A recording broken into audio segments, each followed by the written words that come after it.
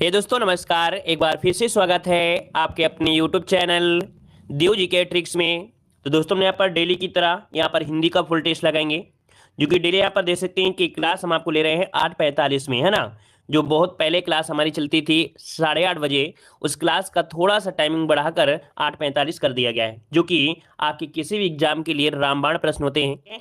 तो चलिए स्टार्ट करते हैं। गुड इवनिंग सभी को, गुड इवनिंग।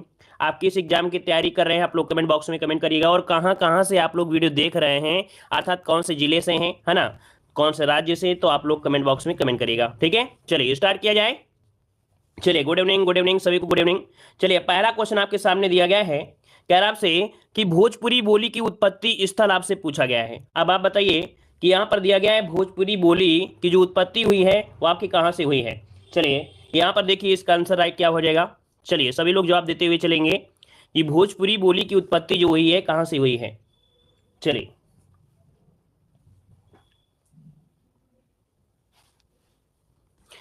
तो देखिए इसका राइट आंसर आपका हो जाएगा बी नंबर, आपके मगधी अपभ्रंश से। याद रखिए हमने आपको इसकी पिछली भी क्लास में बताया था कि मगध मतलब आपको पता है कि बिहार में था, और बिहार मतलब आपकी भोजपुरी। तो ऑप्शन क्या बनेगा, बी नंबर इसका राइट हो जाएगा कि भोजपुरी बोली की उत्पत्ति मगधी अपभ्रंश से आपकी हुई है। यह बिहार की महत्वपूर्ण बोली है, याद रखिएगा। एक आपने राजा सुना होगा, राजा भोज, तो राजा भोज द्वारा बसाया गया भोजपुर नगर के नाम से भोजपुरी बोली का नामकरण हुआ है। ठीक है, क्लियर हुआ है। चलिए आगे बढ़ते, क्वेश्चन आपसे अगला पूछा गया है, दिया गया है पूर्वी हिंदी वर्ग की बोलियों का विकास किससे माना गया है, अर्थात पूर्वी हिंदी वर्ग। तो देखो आपको पता है पूर्वी हिंदी में कौन कौन सी बोलियां होती है, हमने आपको ट्रिक्स बताया था, ए बी सी, अवधी, बघेली और छत्तीसगढ़ी।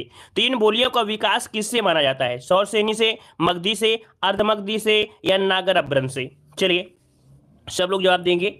देखो यहां पर आप पढ़ता है बिहार, तो बिहार हो गया मगधी।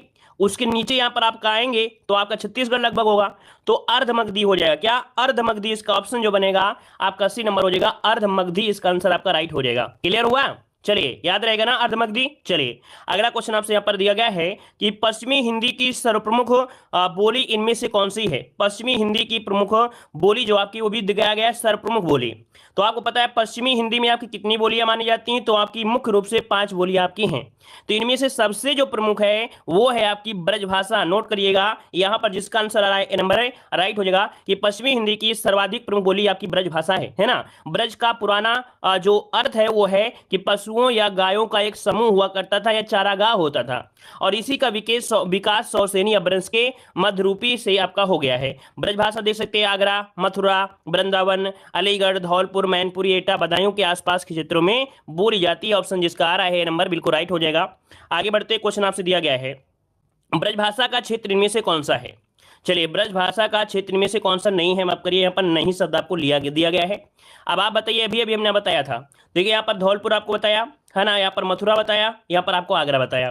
तो यहाँ पर जो ऑप्शन आपका है सरगुजा, यहाँ पर आपकी ब्रजभाषा बोली नहीं जाती है, मतलब जिसका ऑप्शन आया है बी नंबर बिल्कुल राइट आंसर है, मतलब 1 नंबर आप लोगों ने यहाँ पर चुरा लिया। आगे बढ़ते, क्वेश्चन दिया गया है निम्नलिखित में से दीर्घ स्वर आपका इनमें से कौन सा है, दीर्घ स्वर इनमें से कौन सा हो जाएगा। चलिए काफी अच्छा क्वेश्चन है, सोच समझ के जवाब दीजिएगा। दीर्घ स्वर इनमें से आपका है कौन सा, दीर्घ स्वर इनमें से कौन सा हो जाएगा। देखो हमने बताया था कि हिंदी में जो स्वरों की संख्या होती है कितनी होती है, 11 होती है। इनको 3 वर्गों में विभाजित करते हैं। 3 वर्ग मतलब ये होता है कि यहाँ पर एक तो होता है लघु स्वर होता है, एक होता है आपका गुरु जिन्हें बोलते हैं दीर्घ, एक होता है संयुक्त स्वर भी बोलते हैं, संयुक्त स्वर बोलते हैं। अब इनमें से लघु स्वर की संख्या 4 होती, छोटी, छोटा ऊ और ऋषि। लेकिन जो गुरु होते हैं वो आपके कौन से होता है, बड़ा आ, बड़ी और आपका बड़ा ऊ। अब जो शेष होते हैं ए, ऐ, ओ, औ, ये 4 होते हैं संयुक्त होते हैं। अब आप बताइए कि यहाँ पर दीर्घ कौन सा हो सकता है, तो देखिए जो आपका बड़ा आ है ना, इन्हें संधि स्वर भी कहते हैं, है ना। तो यहाँ पर आंसर आपका ए नंबर आपका हो जाएगा बड़ा आ, इसका आंसर राइट हो गया। समझ गए होंगे, क्लियर है। चलिए आगे बढ़ते, क्वेश्चन आपसे अगला पूछा गया है निम्नलिखित में से दीर्घ स्वर इनमें से कौन सा है। अब आप जवाब दीजिए इनमें से दीर्घ स्वर आपका कौन सा हो जाएगा। तो देखो अभी हमने बताया था बड़ा और बताया था बड़ी और आपको बताया था बड़ा ऊ, तो आंसर क्या बनेगा, बी नंबर यहाँ पर राइट हो जाएगा। ये जो आपके हैं है ना ए ए ओ औ, ये आपके आते हैं किसमें, संयुक्त स्वर में आते हैं, क्योंकि इनकी उत्पत्ति हुई है दो स्वरों की मिलाने से हुई है। आगे बढ़ते हैं, क्वेश्चन आपसे अगला पूछा गया है, कह रहा है गाय कौन सी संज्ञा है। अब आप बताइए गाय जो है वो संज्ञा कौन सी है, व्यक्तिवाचक, जातिवाचक, भाववाचक या द्रव्यवाचक। तो द्रव्य तो हो ही नहीं सकती है ना, आप सभी जानते हैं, भाववाचक भी नहीं है। अब व्यक्तिवाचक मतलब पर्सनल जब एक की बात की जाए, और गायों की संख्या बहुत ज्यादा होती है ना, जब एक ही जात की बात करें, एक ही समूह के हिसाब से होती है, तो क्या होती है आपका यहाँ पर जातिवाचक संज्ञा आपका राइट हो जाएगा। ठीक है, चलिए अगला क्वेश्चन आपसे यहाँ पर दिया गया है कि गांधी को राष्ट्रपिता कहा गया, वाक्य में संज्ञा किस रूप में परिवर्तित हो रही है। गांधी को राष्ट्रपिता कहा गया, चलिए 8 का जवाब इनमें से राइट क्या हो जाएगा। चलिए तो यहां पर देखिए आपका जवाब इनमें से राइट क्या हो जाएगा, गांधी को राष्ट्रपिता कहा गया है, ये आपका जो आंसर होगा इनमें से क्या हो जाएगा। तो भाई गांधी को, सबको राष्ट्रपिता तो कहते नहीं, इसका मतलब उन्हीं गांधी जी की बात हो रही है, पर्सनल एक गांधी जी को। तो यहां पर एक गांधी जी आपके कौन है, तो आपका यहां पर क्या हो जाएगा, व्यक्तिवाचक से क्या हो जाएगा, यहां पर भाव की वो परिवर्तित हो रही है, तो ऑप्शन क्या हो जाएगा आपका डी नंबर है यहां पर राइट हो जाएगा। वैसे ये क्वेश्चन आपके अपवाद में भी आपका रहा है, 2017 में यूपीएसआई में क्वेश्चन यही पूछा गया था, है ना, मतलब इसमें जातिवाचक से यहाँ पर व्यक्तिवाचक हो गया, तो जातिवाचक से व्यक्ति नहीं होगा, क्योंकि यहाँ पर राष्ट्रपिता एक भाव को दर्शाएगा। आगे बढ़ते हैं, क्वेश्चन आपसे अगला पूछा गया है, कह रहा आपसे कि भवानी शब्द का पुल्लिंग इनमें से क्या है। भवानी का पुल्लिंग पूछा गया है। अब आप बताइए भवानी का पुल्लिंग क्या हो जाएगा। भवानी का पुल्लिंग होता है भव, क्या होता है, भव, इसका राइट आंसर आपका हो जाएगा भव। अच्छा, आप लोग भगवान सोच रहे होंगे, तो भगवान का स्त्रीलिंग भगवती होता है, याद रखिए भगवान का स्त्रीलिंग जो होता है वो भगवती होता है, अर्थात स्त्रीलिंग पूछता भगवान का, तो आप लोग यहाँ पर भगवती बताते। क्लियर है, आगे बढ़ते हैं, क्वेश्चन आपसे अगला पूछा गया है, इनमें से कौन सा शब्द आपका पुल्लिंग नहीं है। चलिए सभी लोग जवाब देते हुए चलेंगे। यहां पर बताइए कौन सा शब्द आपका पुल्लिंग नहीं है। बनावट कैसी है, छाता कैसा है, सूर्य कैसा है, अमरूद कैसा है। तो देखो इन चारों को बोलने में एक ऐसा वर्ण मिला जो आपके अलग से आंसर आया था, तो बनावट कैसी है, तो कैसी है इसका मतलब क्या हुआ कि यहाँ पर जो आंसर है वो आपका ये हो जाएगा बनावट कैसी, ये स्त्रीलिंग शब्द आपका है। और तीनों जो आपके छाता कैसा है, सूर्य कैसा है, अमरूद कैसा है, मतलब ये हो जाएंगे आपके कैसे पुल्लिंग हो जाएंगे, लेकिन ये स्त्रीलिंग है, ए नंबर हो जाएगा।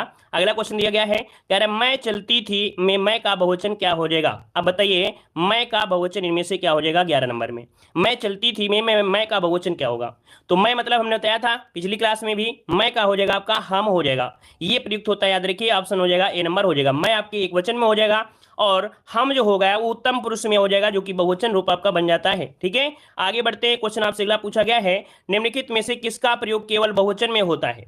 बताइए ऐसा कौन सा शब्द है जिसका प्रयोग सिर्फ और सिर्फ केवल बहुवचन में होगा। पाठक, प्राण, नदी और स्त्री। तो भाई स्त्रियां तो बहुत हो सकती हैं, नदियां हो सकती हैं, पाठक गण हो सकते हैं, मतलब यहां पर जो प्राण है तो प्राण का प्राण ही होगा, प्राणे नहीं होगा, है ना। मतलब यहां पर जो आंसर आ रहा है, जिसका भी ऑप्शन आ रहा है बी नंबर बिल्कुल राइट हो जाएगा। कुछ ऐसे वस्तु होते हैं जिनकी हमेशा बहुवचन में ही प्रयोग होता है ना, प्राण हो गया, दर्शन हो गया, ये हमेशा बहुवचन में ही होते हैं, तो जिसका भी ऑप्शन आ रहा है बी नंबर राइट हो जाएगा। और आप लोग काउंटिंग करते रहिए भाई, बिना काउंटिंग के मजा नहीं आता है कि आप लोगों ने कितना क्वेश्चन सॉल्व किया, कितना आपका स्कोर गया। कोई तो टारगेट लीजिए, आप अपना कोई तो टारगेट लीजिए, बिना टारगेट की जिंदगी बेकार है। तो टारगेट लिया करिए रोज, जितने समय से आप जुड़े कि हमने कितने में से कितना सही किया है, बिना टारगेट के कुछ नहीं होता है, इसलिए टारगेट जरूर लिया करें कि हमारा कितने में कितना सही हुआ है, और अगर कम सही हुए हैं तो उसको आगे बढ़ाने का प्रयास करिए। ठीक है, यह मेरी पतंग रेखांकित का भेद बताइए। अब ये बताइए यह जो आपका है ये कैसा सर्वनाम है, यह वह, हमने बताया था स्पेशल क्लास में कि यह और वह ये जो होते हैं निश्चित होते हैं, निश्चित आपका सर्वनाम में, मतलब ऑप्शन जो बनेगा यहाँ पर ए नंबर राइट हो जाएगा, निश्चयवाचक सर्वनाम होगा। यह मेरी पतंग है ना, यह मेरा घर है, वह उसका घर है, ऐसे में तो क्या होती है निश्चित होता है। क्लियर है, चलिए यहाँ पर आगे बढ़ते हैं, क्वेश्चन आपसे अगला पूछा गया है कि वह एक अच्छा छात्र है, वाक्य में निश्चयवाचक सर्वनाम का कौन सा है। वह एक अच्छा छात्र है, तो अभी हमने आपको बताया पिछले क्वेश्चन में यह और वह क्या है, निश्चित है, और निश्चित है इसका मतलब है जो वह दिया गया है, वह दिया है, यही क्या होगा निश्चयवाचक सर्वनाम बनेगा। तो यहाँ पर आंसर क्या बन जाएगा, ए नंबर आपका राइट हो जाएगा। क्लियर है, मतलब किसी भी वस्तु की निश्चितता का बोध हो जाए वहां पर निश्चयवाचक सर्वनाम बनेगा। आगे बढ़ते क्वेश्चन आपसे अगला पूछा है, निम्नलिखित शब्दों में से जो शब्द विशेषण नहीं है उसका चयन करिए। चलिए बताइए इनमें से जो 4 शब्द हैं इनमें कौन विशेषण नहीं है। सज्जन, दुर्जन, सुकुमार और आपका मानस। यहां पर जवाब दीजिए इसका आंसर क्या हो जाएगा। तो देखो ये क्वेश्चन अभी आपके आरओ एग्जाम में पूछा भी गया था, यहां पर देख सकते हैं जो मानस है ये विशेषण नहीं है ना, ये विशेषण आपका नहीं है, तो यहां पर देखिए आपका जवाब डी नंबर यहां पर राइट हो जाएगा। चलिए आगे बढ़ते हैं, क्वेश्चन आपसे अगला पूछा गया है, निम्नलिखित में से कौन शब्द आपका विशेषण नहीं है। चलिए यहां पर जवाब दीजिए, इनमें से कौन सा शब्द आपका विशेषण नहीं है। आगामी, शांत, काला और आपका तुम। तो देखो आगामी है, शांत है, काला है, ये तो है। अब यहाँ पर जो तुम है ये क्या प्रयोग होता है, इसका प्रयोग होता है सर्वनामों में। किसमें? सर्वनाम में होता है। तो सर्वनाम की संख्या होती है कितनी? सर्वनाम की संख्या होती है 11, याद रखिएगा। तो यहाँ पर 13 होती है ना, तो यहाँ पर आपका हो जाएगा क्या, यहाँ पर आपका हो जाएगा तुम, जो आपका ये सर्वनाम है। अच्छा ये बताइए सर्वनाम की जो संख्या होती है 11 होती है 13 होती है, जल्दी से जवाब दीजिए। सर्वनाम की संख्या 11 होती हैं या 13 होती हैं, जल्दी से जवाब दीजिए। 11 होती हैं 13 होती हैं? तो 11 होती हैं। कितनी होती हैं? 11 होती हैं। ठीक है, चलिए यहां पर आगे बढ़ते हैं। क्वेश्चन आपसे अगला पूछा गया है, कह रहा आपसे निम्नलिखित में से एक अकर्मक क्रिया है, अकर्मक क्रिया पूछा गया है। चलिए क्षय क्या होता है? अच्छा भाई क्षय क्या होता है, तो देखो भाई हमने बताया था कि क्षय होते हैं प्रकार, मतलब कि जो सर्वनाम होते हैं, सर्वनाम का अगर पूछे कि सर्वनाम के प्रकार कितने होते हैं तो आपकी क्षय होते हैं। लेकिन जब पूछे सर्वनाम की संख्या, संख्या मतलब हो गया जैसे मैं, तुम, वह, इसलिए, वो होते हैं, संख्या होती है। समझ में आ गया होगा। चलिए आगे बढ़ते हैं। हाँ यहाँ पर दिया है निम्नलिखित में से एक अकर्मक क्रिया इनमें से कौन सी है। अकर्मक क्रिया आपको बताना है। अकर्मक क्रिया, अकर्मक क्रिया मतलब जिसका कार्य बिना कर्म के हो जाए। कह रहा है काटना, जब काटेंगे किसी चीज से लेकर ही काटेंगे। बोएंगे तो भाई कुछ ना कुछ आप बोएंगे, है ना, जैसे गेहूं बो रहे हैं। धोना है तो कपड़े धो रहे हैं। यहाँ पर रोना है तो क्या रोएंगे, किसी पड़ोसी को लेकर रोएंगे क्या भाई। तो मतलब ये हुआ कि ये क्रिया ऐसे ही कार्य पूरी कर जाएगी। तो यहाँ पर रोना जो आपकी है अकर्मक है, याद रखिए। रोना, सोना, हंसना, ये दौड़ना, ये क्रियाएं कैसी होती हैं, हमेशा अकर्मक क्रिया ही होती हैं। आगे बढ़ते हैं, क्वेश्चन आपसे अगला पूछा गया है, कह रहा है मूल अकर्मक धातुओं के साथ प्रत्यय जोड़कर बनाई गई क्रिया धातुएं क्या कहलाती हैं। मूल अकर्मक धातुओं के साथ प्रत्यय जोड़कर बनाई गई धातुएं, क्रिया धातुएं क्या कहलाती हैं, नोट करिए। यहां पर हो जाएगा आपका सद्धित सकर्मक धातु। क्या? सद्धित सकर्मक धातु होती हैं। यह जैसे जैसे एक अकर्मक लेते हैं उठना।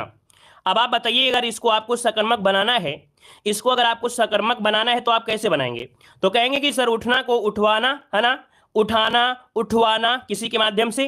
तो इस प्रकार से यहाँ पर जो आप आंसर है वो आपका सी नंबर राइट हो जाएगा। ठीक है, इन्हें कहा जाता है सद्धित सकर्मक क्रिया आपकी बन जाती हैं। आगे बढ़ते हैं, क्वेश्चन आपसे अगला पूछा गया है, कह रहे निम्नलिखित वाक्यों में से एक में करण कारक की विभक्ति का प्रयोग हुआ है। करण कारक विभक्ति का प्रयोग हुआ है 19 नंबर में। करण कारक विभक्ति पहला पॉइंट दिया है कि पैरों से चलना यात्रा, प्राणों से चलना जीवन, समुदाय से चलना समाज तथा देश और काल से चलना इतिहास कहलाता है।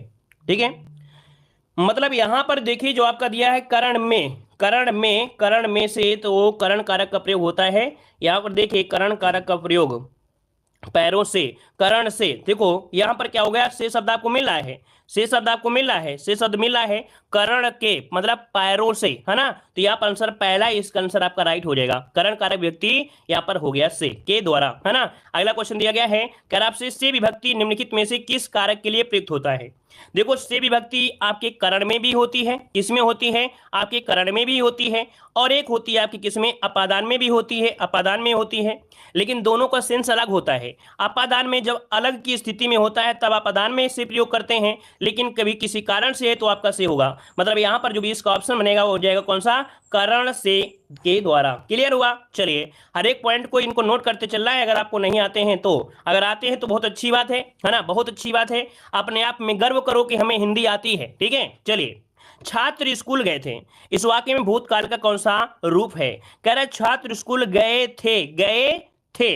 अब यहां पर बताइए कि क्या आंसर हो सकता है, गए थे। बड़ा अच्छा क्वेश्चन है और थोड़ा सा घुमाने वाला भी क्वेश्चन आपको है। बताइए जल्दी से क्या हो सकता है, ए नंबर लगेगा, बी नंबर हो जाएगा, क्या हो जाएगा। तो गए थे मतलब क्रिया पूरी है, क्या क्रिया पूरी है। अब कुछ लोगों ने सोचा डी लगा देते हैं, क्यों, क्योंकि आने के बारे में तो दिया नहीं है। भाई आप ही बताइए, आने के बारे में तो दिया नहीं है, मतलब गए थे तो इसका मतलब गए हैं, तो यहां पर आपका हो गया ए नंबर आपका हो जाएगा। ठीक है, चलिए आगे बढ़ते हैं। क्वेश्चन आपसे अगला पूछा गया है, कह रहे निम्नलिखित में से कौन सा वाक्य पूर्ण भूतकाल का उदाहरण है। पूर्ण भूतकाल का पूछा गया पूर्ण। अब आप बताइए पूर्ण क्या है इसमें से। वे गए, वे खा रहे थे, वे आए थे, वे सोकर उठे हैं। चलिए जवाब दीजिए, इसका आंसर आपका राइट क्या हो जाएगा। यहां पर जवाब दीजिए, इसका आंसर आपका राइट क्या हो जाएगा। इसमें भी थोड़ा सा आपको घुमाने वाला पॉइंट आपको है। चलिए 22 का ऑप्शन सी नंबर फोकस हो रहा है, कुछ लोगों ने डी पर लगाया है। देखो यहाँ पर वे गए हैं लेकिन पता नहीं अभी कहां पहुंचे हैं। वे गए, वो आपसे पूछा भी जा सकता है ना। तो यहां पर फर्स्ट नहीं होगा, वे आए थे।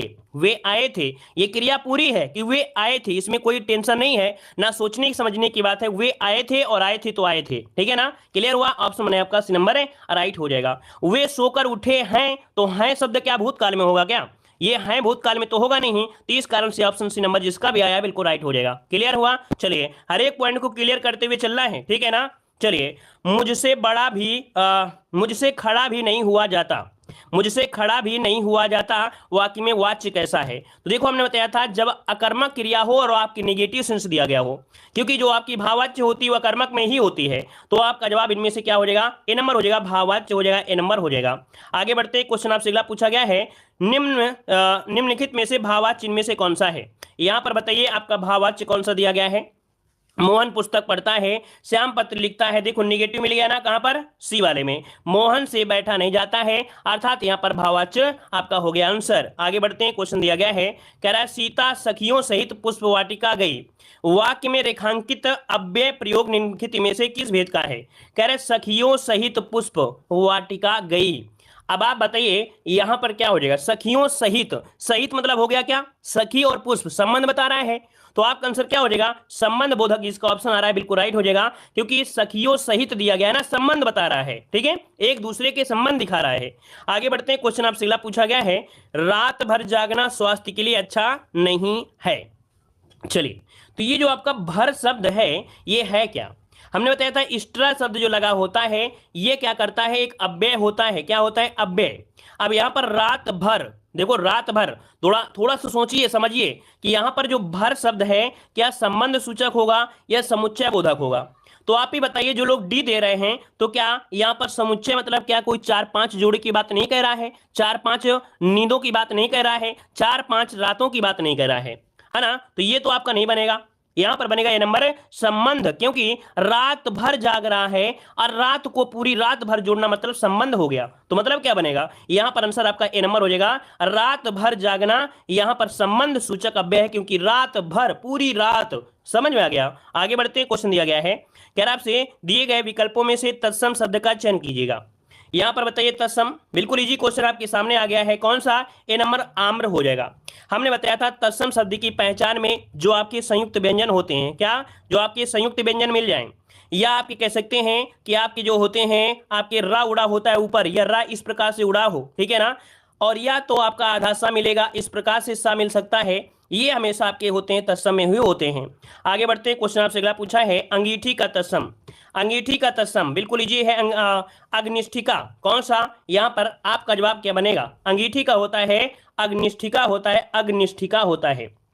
अच्छा, अग्निष्ठिका जो आपका इसमें है, कौन सा सही दिया गया है?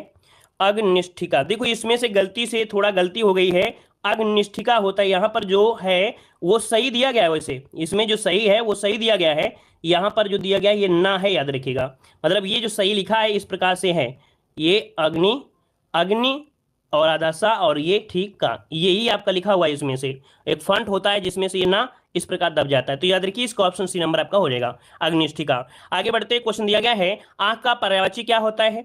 तो आंख का पर्यायवाची क्या होता है? चक्षुलोचन, है ना। लोचन मतलब ऑप्शन क्या हो जाएगा? ये नंबर आपका राइट हो जाएगा, ठीक है। चक्षुलोचन दरग ये भी होते हैं, नेत्र होता है। अगला क्वेश्चन आपसे दिया गया है, कह रहा है निम्नलिखित में से अभ्र का पर्यायवाची इनमें से क्या होगा? अभ्र का पर्यायवाची जहां पर रुकने और समझने का होगा वहां पर हम समझाएंगे, रुकेंगे, आपको भी रोकेंगे, लेकिन जहां पर हमें समझाने का नहीं, डायरेक्ट आपको रटाने का है, वहां पर आपको डायरेक्ट रटा के आगे बढ़ जाएंगे, मतलब ये आंसर लगा के आगे बढ़ जाएंगे, ठीक है। चलिए, अभ्र का पर्यायवाची 30 नंबर में, तो अभ्र का पर्यायवाची होता है, नोट करिएगा, अभ्र मतलब होता है बादल, अभ्र मतलब होता है बादल, और अभ्र मतलब यहां पर आकाश भी होता है, याद रखिए। ये दोनों ही पर्यायवाची हैं। 2018 में आपके जो इंटीग्रेट की परीक्षा दिया था उसमें क्वेश्चन था, तो यहां पर अभ्र का पर्यायवाची बादल और आकाश दोनों है आपका, ठीक है।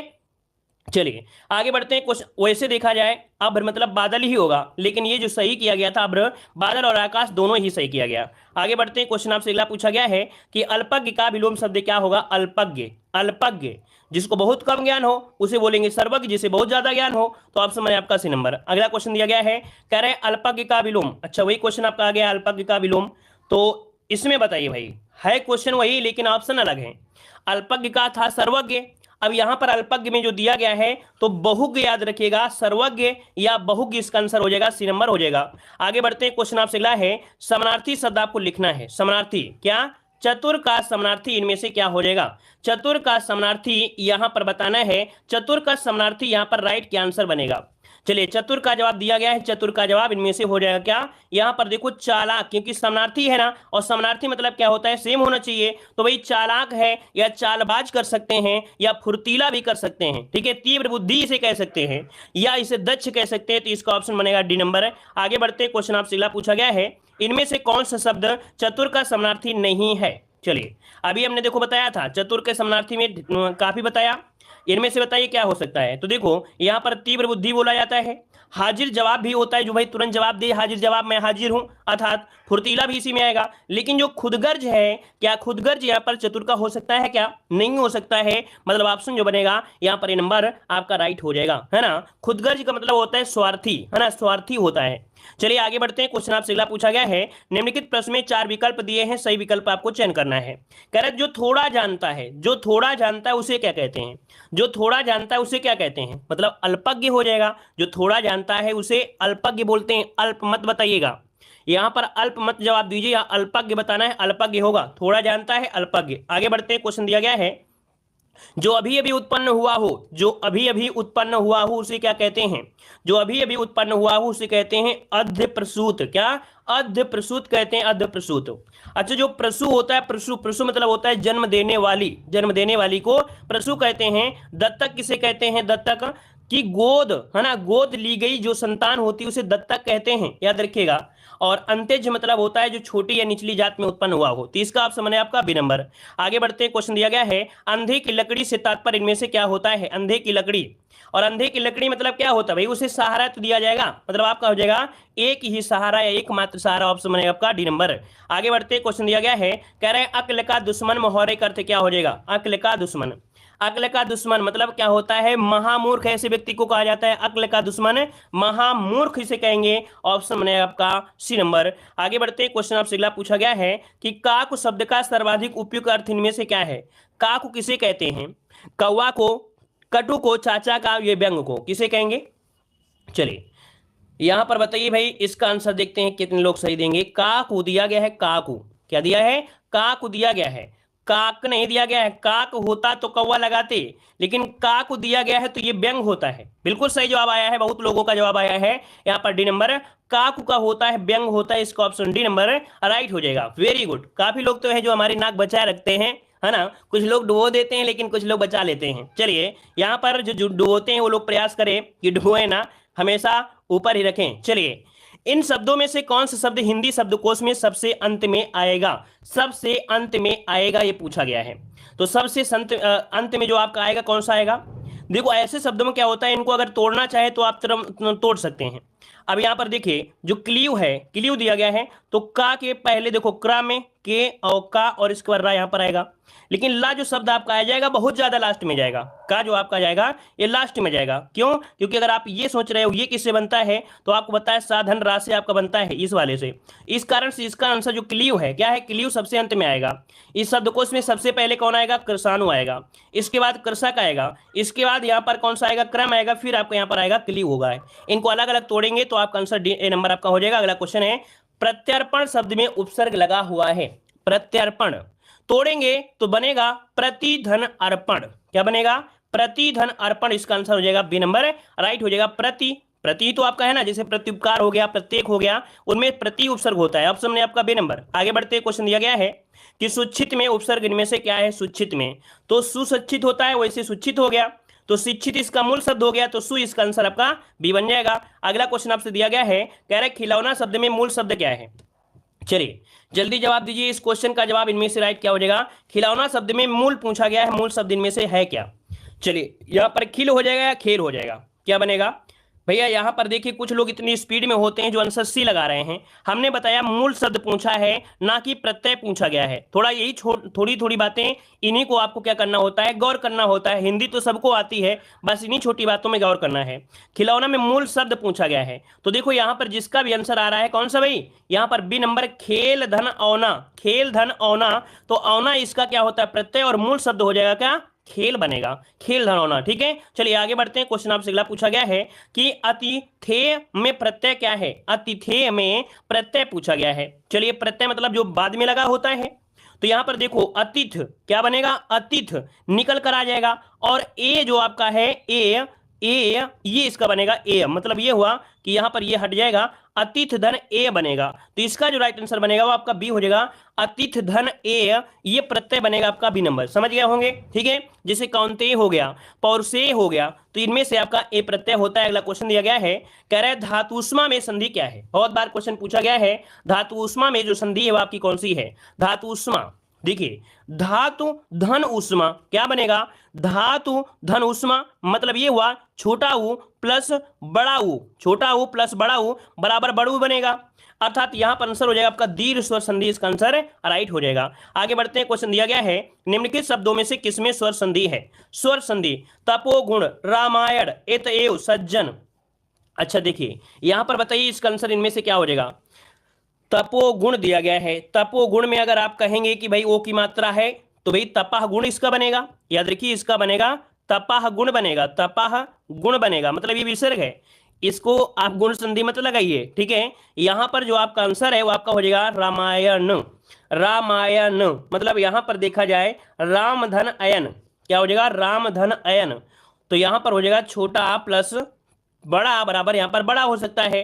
मतलब देखिए भाई इसका आंसर क्या हो जाएगा, बी नंबर आपका हो जाएगा रामायण, यहां पर आंसर हो जाएगा। ठीक है, आगे बढ़ते हैं। क्वेश्चन आपसे अगला पूछा गया है, कह रहा आपसे समास बताना है भरपेट। भर पेट में समास है ना, यहां पर भरपेट दिया गया है, तो देखो भर जो दिया है उपसर्ग है, और जो दुनिया का कोई भी ऐसा शब्द मिले जिसमें उपसर्ग निकलता हो वो हमेशा अव्ययी भाव समास ही होता है। मतलब ऑप्शन जो बनेगा ए नंबर इसका राइट हो जाएगा। चलिए आगे बढ़ते, क्वेश्चन आपसे अगला पूछा गया है, कह रहा है कौन सा शब्द अव्ययी भाव समास का उदाहरण है।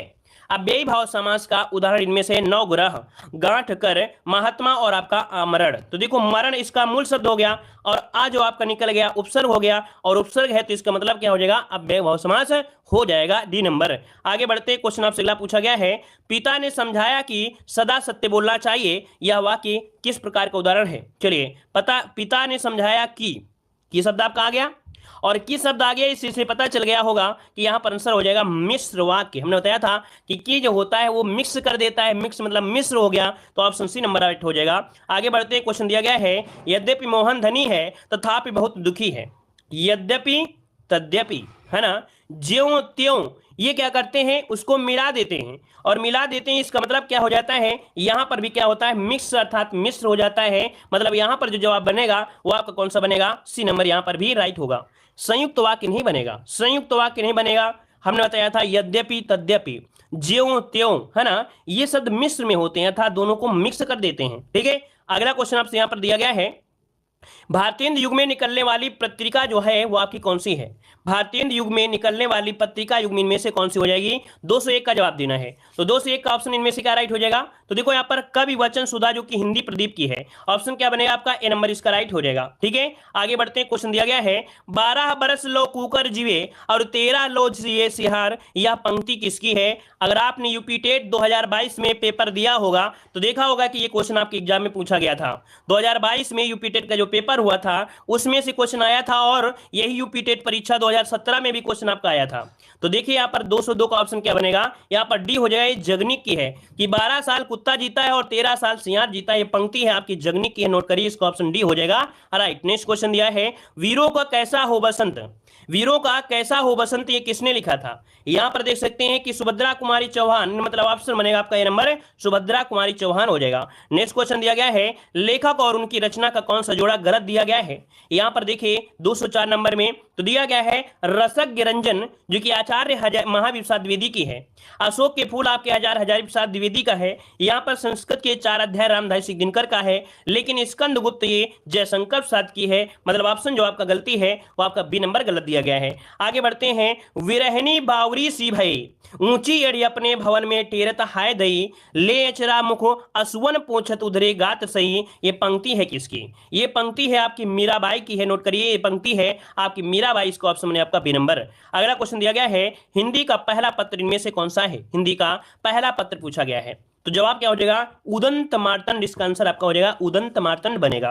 अगला क्वेश्चन आपसे यहां पर दिया गया है, भक्तमाल के रचनाकार इनमें से कौन सा है? भक्तमाल के रचनाकार, भक्तमाल के रचनाकार की अगर हम बात करते हैं, आपका जवाब इनमें से क्या बनेगा? ए नंबर, ये नाभादास। नाभादास। सूफी संतों की जो शैली है वो आपकी कैसी है? सूफी संतों की शैली थी वो आपकी मसनवी। क्या? मसनवी। इसका ऑप्शन बने आपका बी नंबर है, मसनवी बन जाएगा। याद रखिए, ये क्वेश्चन नोट करिए। और अगला है, गोस्वामी तुलसीदास का निधन वाराणसी के निकट किस घाट पर हुआ था? चलिए बताइए कि गोस्वामी तुलसीदास का निधन वाराणसी के किस घाट पर हुआ था? यहां पर इस प्रश्न का जवाब आप सभी को कमेंट बॉक्स में कमेंट करना है। ठीक है,